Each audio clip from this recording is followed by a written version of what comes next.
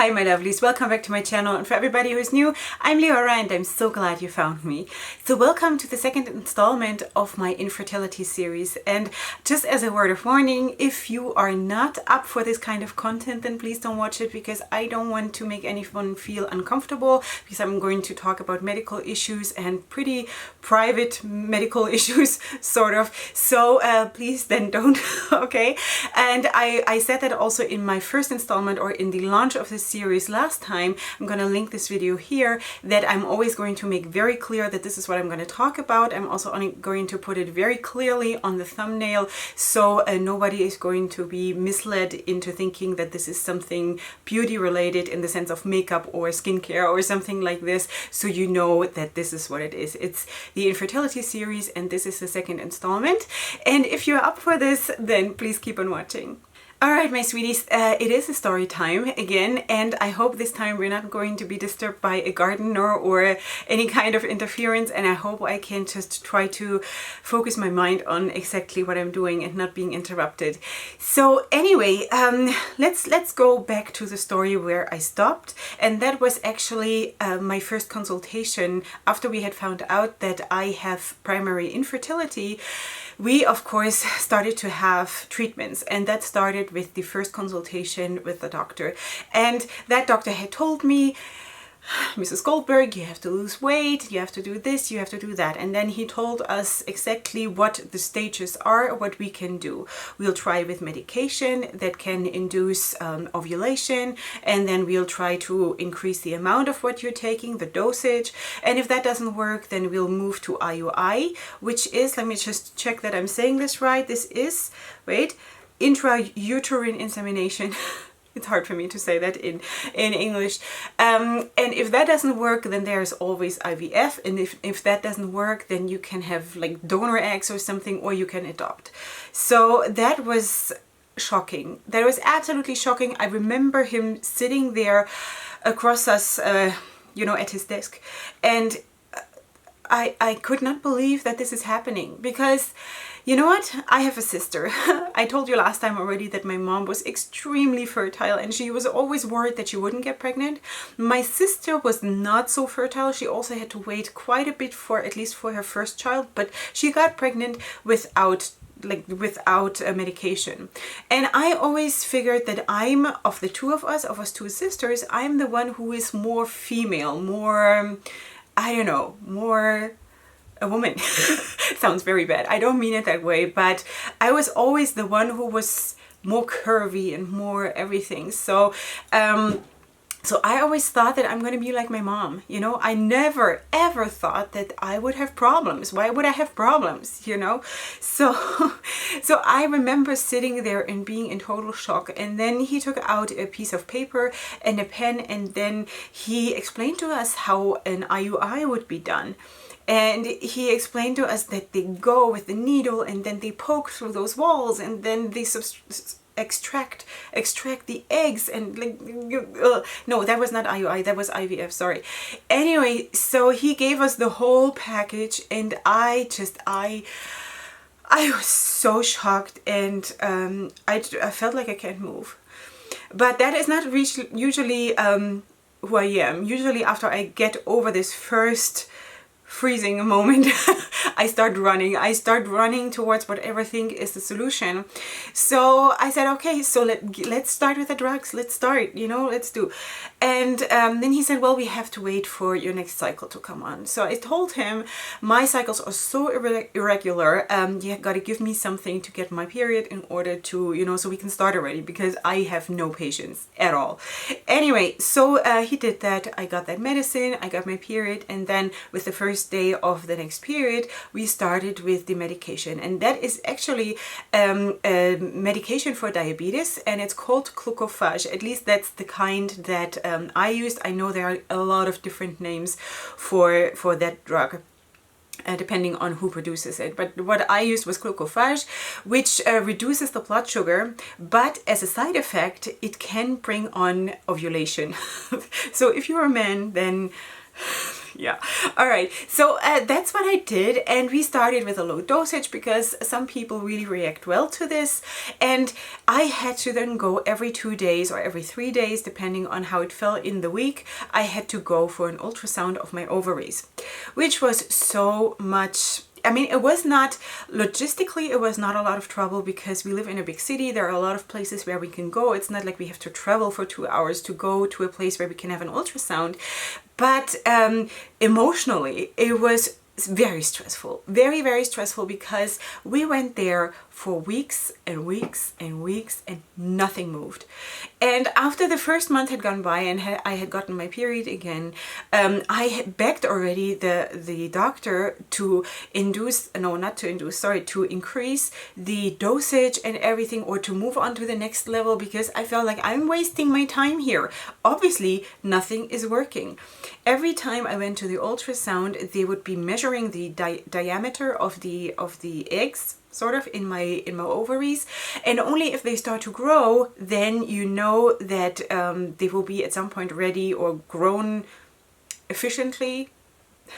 Sorry for my English, to have an ovulation. And nothing happened. They were always small, nothing happened. And that was so disheartening. Every single time we went there, we had hope, we were praying, we were doing everything we could, and nothing helped, nothing worked. And I was getting so frustrated because I just felt, why do we have to do this? Why can't we just do something that works?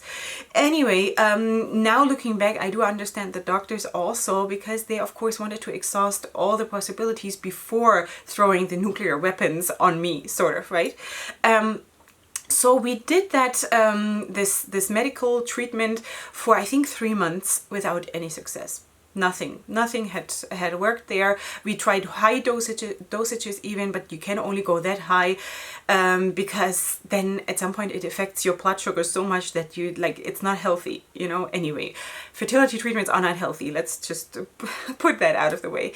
Anyway, so we did that for, I think, 3 months, and then the doctor said, okay, we have to move on to the next level, which is IUI, and that I mentioned already before. It's the intrauterine insemination, which means that you're growing your eggs in your ovaries with real medicine, like real egg growing medicine. Sorry, I'm just trying to put this into normal words for normal people and for myself, because I'm normal. Anyway, so, and then at some point you get a different medicine that induces the ovulation, and then you get your husband's or your partner's or whatever semen put into your own uterus, and then you hope that these two parts or components will meet there and you will actually get pregnant. So we tried that. Once I started to actually use those real drugs that were not diabetic drugs, you know, like real drugs for this purpose, to grow eggs, my eggs actually grew. Not a whole lot of them, but there were a couple, I think like 2 or something. And that's not a lot for fertility treatment. So I was not responding so well, but at least I was responding. So we were already super happy. And then, so this is a very private thing, and I'm sort of borderline comfortable now, or not comfortable, but I hope that I can bring this across as being okay, because I am. It's just that I'm not on a regular everyday basis talking about this.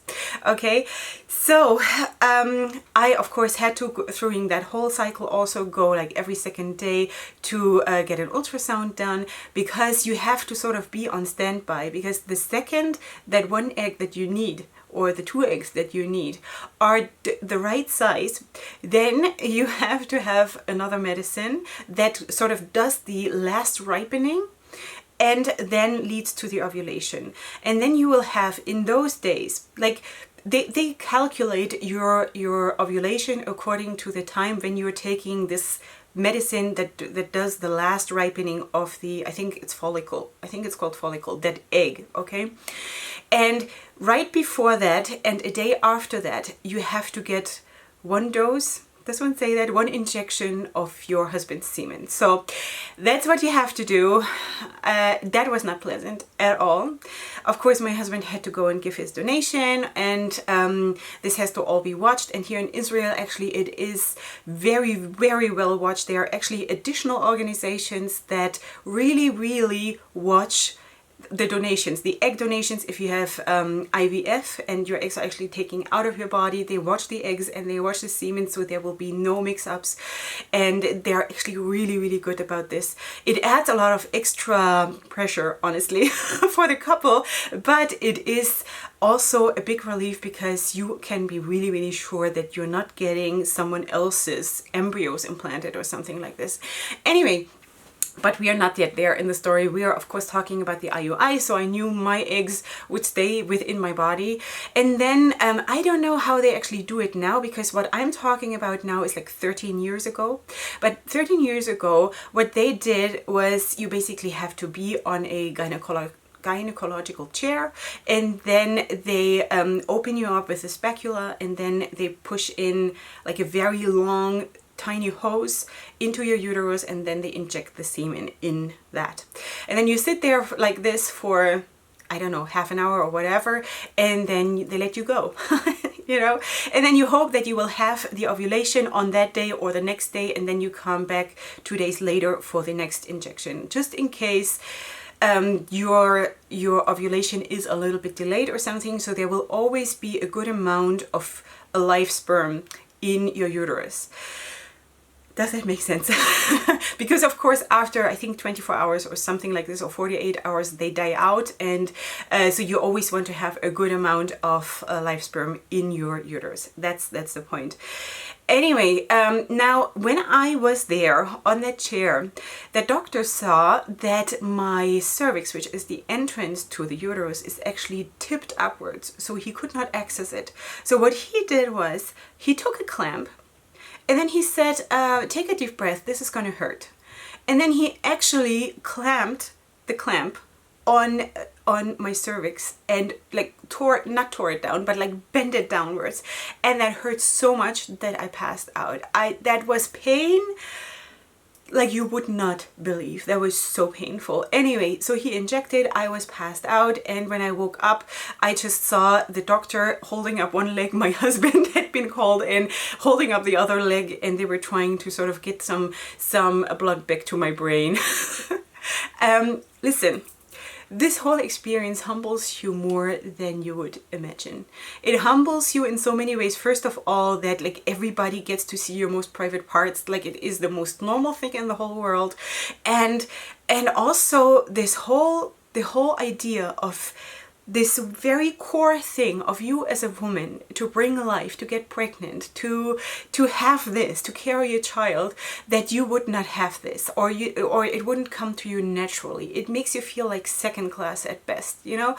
And I hated this. I hated this because it's not normal. You know, I wanted to be normal. I always wanted to just be normal, just get pregnant in my bed at home the way it should be, you know. And I was craving that so much, and I had prayed for that for so long, and the realization that it's not gonna happen, it was very, very hard. And then to just be so humiliated in the process of the treatments, not because the doctors were terrible or the nurses were not kind or anything, not at all. It's just the whole matter of fact thing, that all your private information, when you have intercourse, when is your ovulation, what medications, in what dosage, everything is there in a chart for everybody there to see. And it's like, what do you have for lunch? Like, you know, this is how it's treated. And I felt really, really bad about this. Anyway, so let's move on from this. So of course I had to do this twice, and for the second time we did the actually insemination, I asked a professor to come, And I waited extra time for the professor to have like 5 seconds to do this, because I had the feeling that this first doctor who like clamped my cervix and pulled it down was like a student and was not very experienced. So the professor then managed to do it without putting me through this torture, and we went home and I rested and everything was fine. And basically this whole day after that I spent lying at home, and I remember I was lying on the couch and there was a lizard on the floor, and I was like, I cannot get up. I cannot get up. Why is there today a lizard on the floor and I have to go and catch that thing? So I actually got up and caught the lizard and, you know, put it out of the window so he could like escape. And I was like, why? Yeah, I was so scared that whenever I get up, gravity would work against me, you know? So a couple days later, I remember actually when I believe that the fertilized egg implanted, because I had a sensation in my body that I never ever felt again in my life. And I remember I was at work and it was lunch break, and my husband and I, we used to go to lunch to my in-laws and then go back to the office. And then I was just standing with my mother-in-law in her kitchen, and I was sort of leaning into the doorway, and I was just, you know, saying whatever and thanking her for lunch. And then I suddenly had a shiver going through my whole body, a shiver that was not just like goosebumps or being emotional or something. It was like I felt like I'm shaking to the core, and like a wave of something is going through me. And when I got pregnant with my other kids, I did not feel that anymore.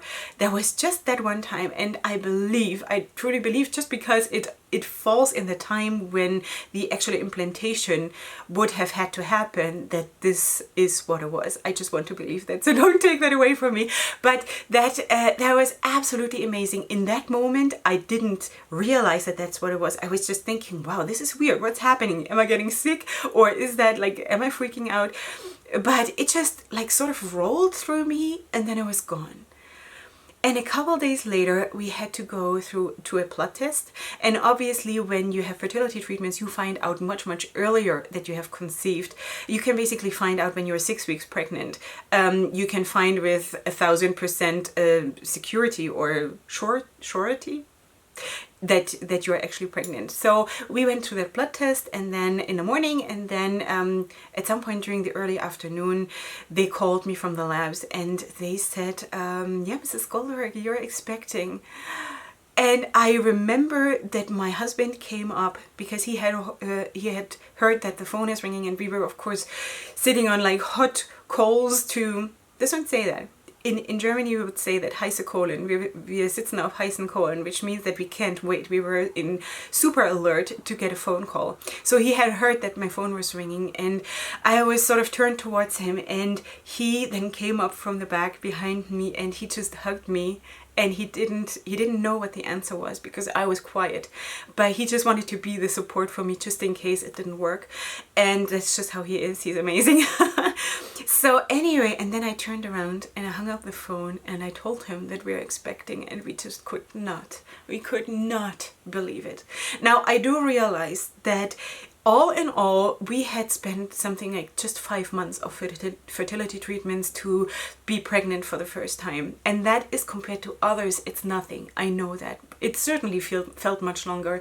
And when I then went from primary infertility to secondary infertility, we actually spent much, much longer in further treatments. But anyway, so after 5 months, we actually conceived our first child, which is my son Akiva. He is now 12.5 years old, and I'm so blessed to have him. That was the child who gave me this whole body goosebumps. You know, he's my first son, he's my first child. I'm so blessed that that I have him. Now I realize that I have been talking way too long already, but I just want to quickly finish this child off, sort of this segment off, by the talking a tiny little bit about the pregnancy and the birth, because then next time we can go into the next section of my next pregnancy, because I think that makes sense to just have it in sections of the children, how they came.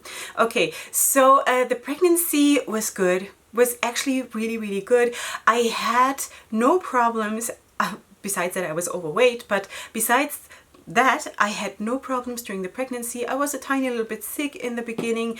That was really not such a big deal. I felt the more often I was pregnant, the older I got, and the more often I had been pregnant previously, the worse the sickness got for me, the morning sickness and stuff like this. But for my first one, it wasn't so bad. I didn't also feel a lot of movements of the baby or anything, but I think that is because I didn't know what it feels like. I didn't really know up until he really kicked and I could like see footprints coming out of my tummy, that was actually him. But in general, he was also a more quiet child. He is also now a little bit more quiet, and he's very like quiet and intelligent, and was also from the very beginning a very easy baby, not stressful. Yes, he was crying when he had, I don't know, when he was teething and stuff like this, but in general he was very easy to raise. Anyway, so we had that, and then I think at week 32 the doctor checked if the baby had turned into birthing position, and we had taken birthing classes, and we wanted to go for an all-natural birth, obviously, because we wanted to. I didn't want to have an epidural or anything else. We wanted to go really natural and really do the whole thing because we thought this is going to be our only child, this is going to be our only experience that we're going to have, and we're going to do this the way it was intended. Okay, so God is always teaching us differently. Everything that we think we figure out with our own mind, I feel, is always being turned over. So we learn something, you know. I feel that in so many ways, that God just sits there and smiles when I have made a decision, and then he says like, okay girl, I'll let you believe that for a little bit, and then I'm going to tell you. You know, so that's how I always feel in so many ways. So that's also how it was with when we were approaching birth for Akiva. Of course, he didn't turn. He was not only preech, he was a footling. He had one foot sticking downwards towards the cervix. And we tried all kinds of things, you know, gymnastic exercises and all kinds of stuff, and nothing helped. And we had then to go like once a week, we had to go for an ultrasound, and of course that child did not turn. And and then when I was, I think, 37 weeks along, I went in, and I went into the doctor, sorry, and he checked again, and the child hadn't turned, and my blood pressure had gone super high, and they also found protein in my urine, which is usually a sign of preeclampsia. I don't know, preeclampsia, is that how it's called in English? I think so. That is basically a pregnancy poisoning, and then in that case the baby will go into fetal distress and you have to get the baby out. So what happened then was the doctor told me when I was there for my appointment, you will go into the hospital today and potentially you will have the baby today by C-section. So there was all my plan with the natural birth. Again, I was in shock. I could not believe it. Why is that happening? I cannot get pregnant naturally, and apparently I cannot give birth naturally. So what? Like, this is wrong on every level. What? You know, I could not believe this. Anyway, I called my husband. He picked me up. He drove me home. I took a shower. Of course, my hospital bag was packed already. So we just went to the hospital and then checked in and all of that. And they decided that I will not have a C-section on that day. They will wait for one more day, and the remaining day that happened. Sorry for this. And then in that night, while I was waiting for the next day to come, actually my labor started. And again, I didn't know what that was. I just told my mom when she came in the morning to visit me. She had come from Germany, and she was visiting me then in the morning, and I said, I've slept so bad and I was in such a bad mood and my back is hurting and like everything is wrong and I hate life, and you know, things like this. And I also had to fast because they of course wanted to keep me fasting in case we have to do an emergency C-section.